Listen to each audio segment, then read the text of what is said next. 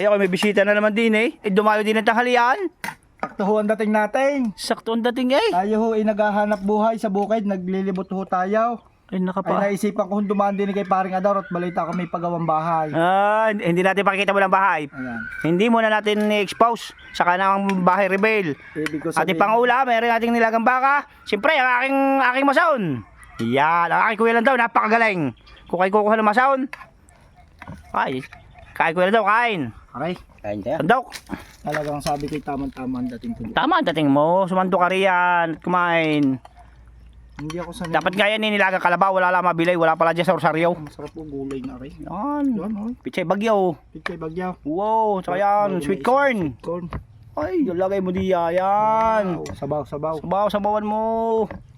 Yan. Mainit pala, mainit. Mainit yan. Oh, laslat eh. Subo lang, subo.